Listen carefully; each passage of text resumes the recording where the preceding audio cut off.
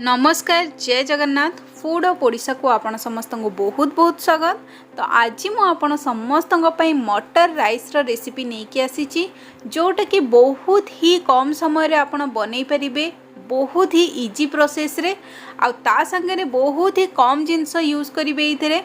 तो ये रेसिपीटा आपण निहाती भाव में देखु समस्त पसंद रे आसीबो ये रेसिपीटा। आउ एथरे जो आमे राइसटा बनैबा मटर राइसटा पूरा गोटा गोटा हेकी राइस रहिबो, पूरा खिला खिला हेकी, तो से यहाँ आहुरी टेस्ट लगे। तो ये रेसिपीटा को आपण निहाती भाव में देखु आउ एटा को आपण बनैबे घरे केमिति लागिला मते जणैबा को बिल्कुल भी भूलिबेनी। तो ये रेसिपीटा को आपण एंड जाए देखु। आउ जदि आपण मानकु ये रेसिपीटी भल लागिबो ताहले लाइक कर देबे, चैनल को जदि सब्सक्राइब करि नाहंती ताहले सब्सक्राइब भी करि देबे। तो चलंतु स्टार्ट करिबा आजिर रेसिपी। मटर राइस पई हमकु ए सब जिंस दरकार।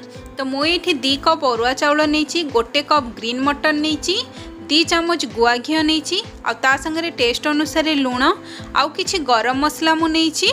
तो गरम मसला रे मु एठी नैची 1 अळीच ताकू टिके छेची देची, ता संगे मु एठी गोटे नैची अनासी फूल, 1 तेजपत्र आउ किछि शाही जीरा आउ किछि गोलमर्च आ ता संगे टिके मु नैची एठी जायत्री।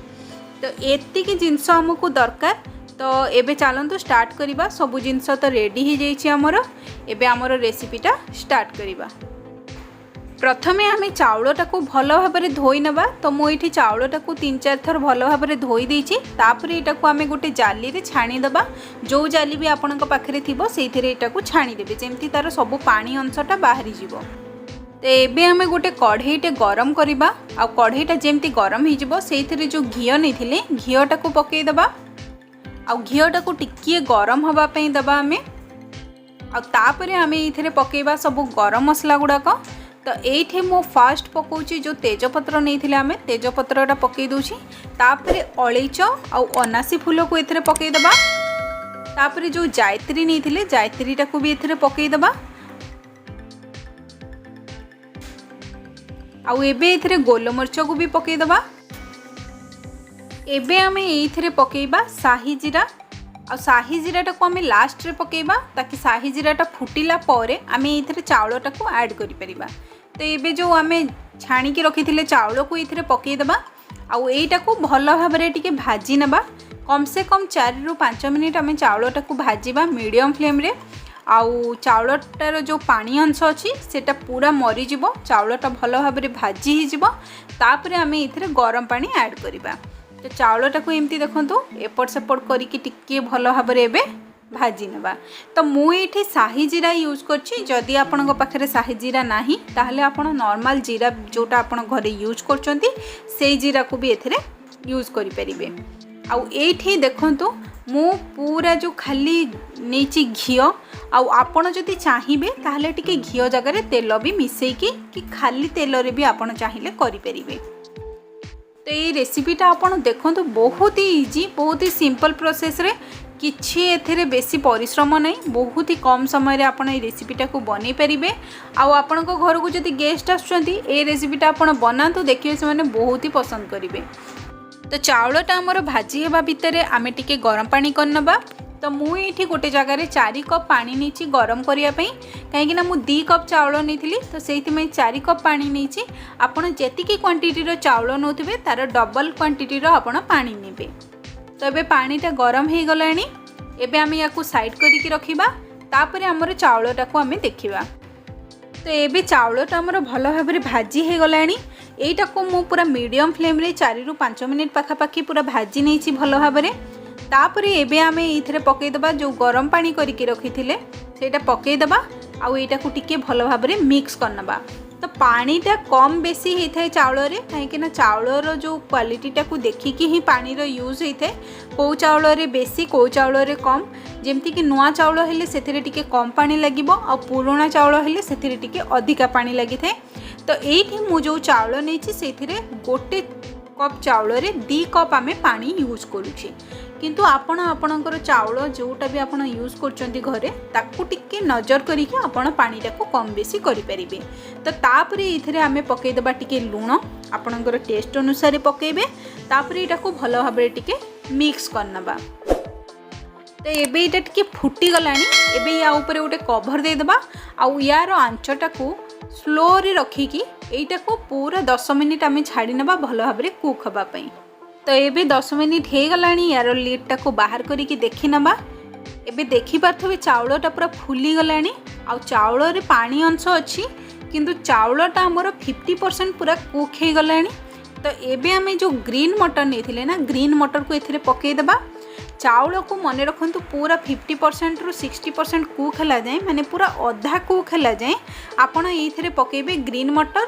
ता आगरू किंबा ता परे पकेबेनी। परे पकेले ग्रीन मटरटा भल भाव में सिझिबनी आउ आगरू जदि पकेबे ताहले ग्रीन मटरटा बेसी सिझिजिवो जो थे कि भल लगिबनी। तो चाउलटा पूरा अधा जितेबाला कुक होपर आपण ग्रीन मटर ए पकेबे आउ एटा को टिके मिक्स करदबा।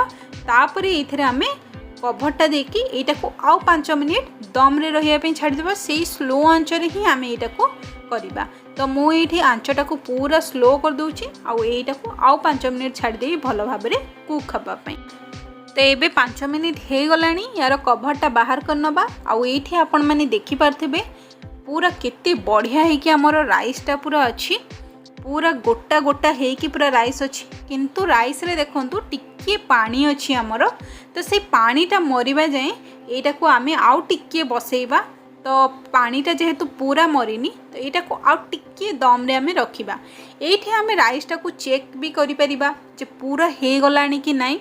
एटा को हाथ रे नै कि टिके आमे चेक कर देबा। तो एठी देखंतु मु हाथ रे एम्ति नैछि आउ एबे देखिने भी एटा केते हेछि। जदि आपन को ठीक लगुथबो ना तो सेतिकी रे हाई आंच देकी आपन पानीटा को मार दे परिबे।